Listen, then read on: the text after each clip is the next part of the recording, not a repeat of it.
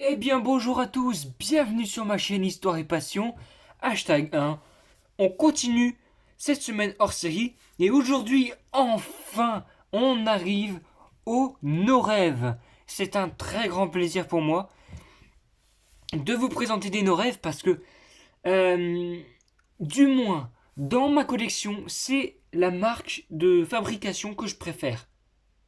À ce, enfin dire, vous le savez si vous avez regardé mes vidéos précédentes. Et d'ailleurs, je vous invite à regarder les autres vidéos de la chaîne dans l'ordre. Vous savez, si vous les avez regardées, que je sépare ma collection en deux parties. La partie 1,87e pour les voitures, hein, je parle des voitures, 1,87e jusqu'à 1,60e.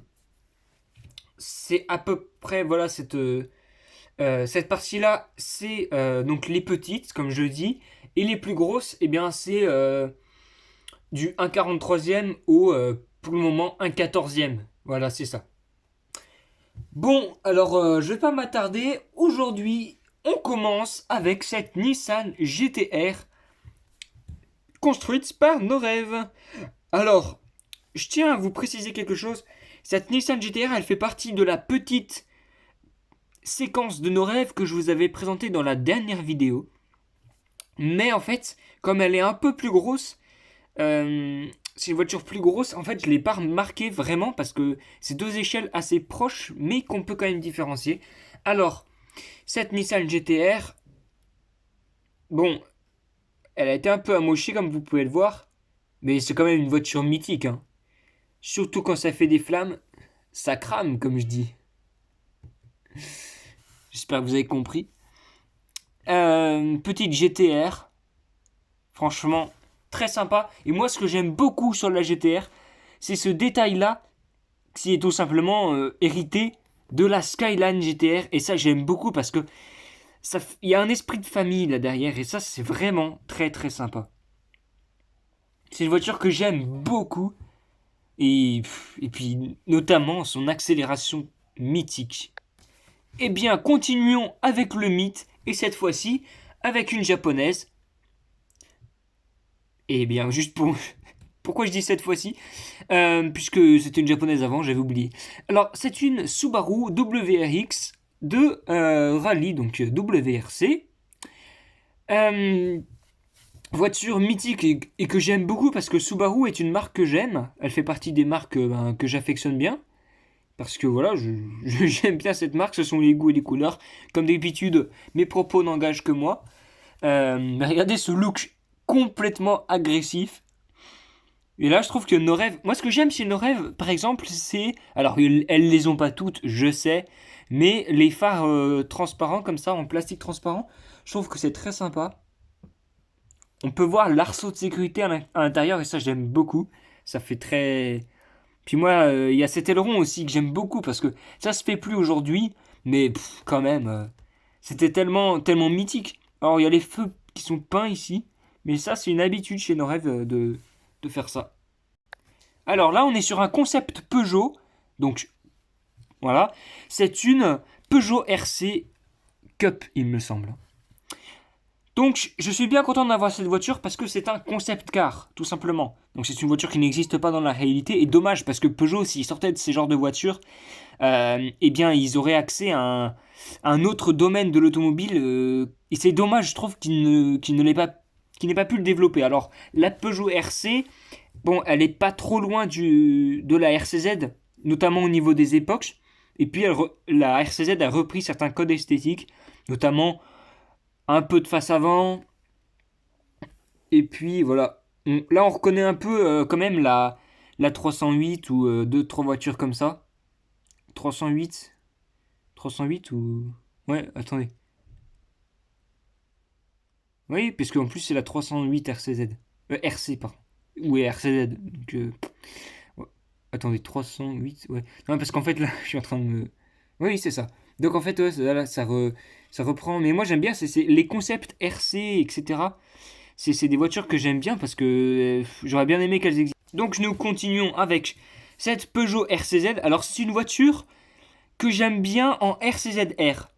Moi qui je suis pas forcément très fan de Peugeot parce que c'est pas une de mes marques préférées, même si c'est une marque qui en ce moment eh bien, est en très bonne santé, puisque je parle pas des ventes qui ont baissé pendant le confinement, bien sûr, mais je parle en termes de motorisation et de, comment dire, et puis même de vente en général, plus sur les derniers temps qu'on a eu,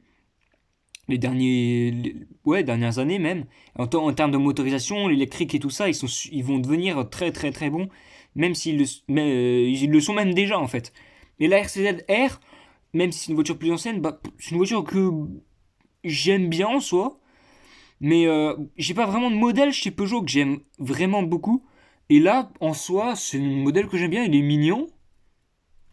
Donc là, on reconnaît bien le toit bosselé, ça fait un peu course. Et puis on reconnaît quand même la 308, hein. Vous avez vu les feux là, arrière, comme ça? Ça, c'est ceux de la 308, hein. Ça, c'est... Voilà, c'est les codes esthétiques d'une marque. Moi, je l'aime bien comme ça. En vrai, même en nos rêves comme ça, la petite peinture brillante, etc. Moi, je trouve que ça rend bien. On passe en rallye avec cette DS3 WRC. Euh, les coloris sont quand même pas mal. Je préfère ceux-là aux nouveaux de Citroën avec Red Bull et Total. Bon, Total, c'est PSA, c'est normal. Mais là, ouais.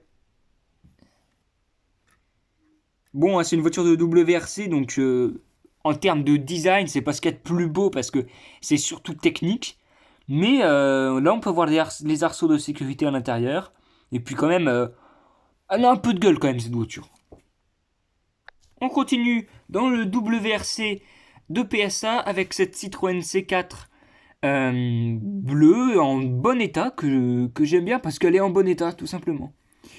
Alors entre la C4 de première, enfin la C4 et la C4 stylée, je préfère la C4 stylée parce qu'à l'arrière elle est un peu plus dynamique que la version un peu pâteau du modèle non restylé. Donc là avec cet arrière qui se dresse comme ça, elle a l'air un peu plus agressive.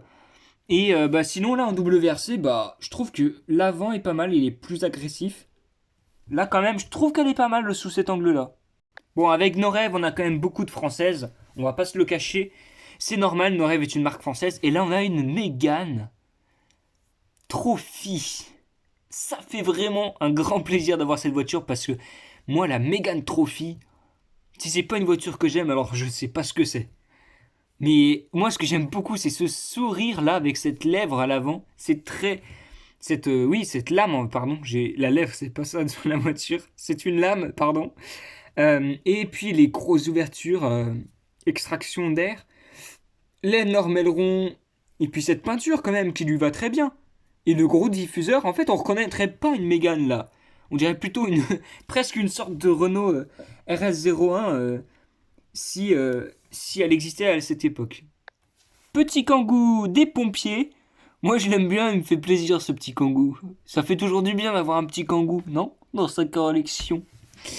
Un Kangoo rouge des pompiers avec, petite surprise, la porte coulissante. Bon, il est sympa, moi je trouve qu'il est bien, puis il est en bon état. Clairement, c'est une voiture de collection que j'aime bien parce qu'elle est bien réalisée. Ça, c'est le principal. On passe quand même en Italie avec cette Fiat 500 de rallye. Non, pas de rallye. Sport. Sport, ouais. Customisé un peu. C'est pas une Abarth, hein, mais c'est bon, une Fiat 500. Un peu. Voilà. Mignonne, quoi. Petite Fiat 500. C'est sympa, une petite Fiat 500. Nouveau concept car de PSA. Bon, un peu moins charmant, disons. Mais oui, un peu étrange. Et bon, ça, c'est une Citroën GT. Donc on dirait, elle est plate comme une crêpe. Il n'y a pas à dire. Elle est un peu impressionnante quand même parce que il y a quand même quelque chose là qui n'est pas normal, qui n'est pas d'une voiture habituelle et qui est vraiment de la supercar ou hypercar. Mais ouais, c'est pas mal en termes de, comment dire, d'aérodynamisme. On est quand même pas mal plat. On finit avec une allemande, une BMW Z4. On peut enlever le toit, mais j'ai pas envie de l'enlever parce que après pour le remettre, voilà, c'est pas facile. Et bah c'est sympa les Z4, c'est des voitures sympas. Et puis, ouais. Alors, c'est une version sport, mais c'est pas une version M, hein. Ils l'ont pas indiqué en tout cas. Ouais, c'est sympa. Moi, j'aime bien en fait ce que j'aime bien ici. Alors, BMW, je l'ai dit déjà une fois, je crois. C'est pas forcément une marque préférée, une de mes marques préférées. Mais ce que j'aime bien en fait, c'est cette longueur de capot et le fait d'être assis presque à l'arrière. Ça et le Z3M pour moi, c'est quelque chose que d'assez mythique en fait d'avoir d'être assis au bout de la voiture, c'est sympa ça. Alors, on va terminer cette semaine hors série ici devant ce BMW Z4. Alors, il reste des voitures dans ma collection que je ne vous ai pas encore présentées. Mais elles vont venir par la suite parce que je veux y passer plus de temps. C'est des modèles, en fait, c'est les modèles qui font partie de la caste suprême de ma collection. Et c'est pas les plus gros, au contraire. Et, euh, et je veux vraiment passer du temps avec eux, passer du temps sur eux. C'est vraiment très important pour moi parce que c'est des modèles, voilà, qui sont très importants. Bref, voilà. Pardonnez-moi si j'hésite un peu. Je veux vraiment passer du temps dessus. Bref. Alors, je vous invite à mettre un pouce bleu si vous aimez cette vidéo, à vous abonner si ce n'est pas déjà fait. C'est bien, il y a eu déjà un abonné à la dernière vidéo. Euh, Ensuite, partagez, activez la cloche de notification. N'oubliez pas les commentaires. En fin de vidéo, c'est très sympa. Plusieurs d'entre vous s'y sont mis et ça, je suis bien content. C'est, voilà, ça me permet de voir que les gens regardent, etc. S'il y a des retours et ça fait du bien. Et aussi, je vous invite à regarder les vidéos dans l'ordre. Ça vous permettra peut-être de comprendre certaines choses. C'est déjà arrivé que dans des commentaires, en fait, les gens parfois s'étonnent de certaines choses en fait qui étaient expliquées dans d'autres vidéos. Allez, ciao!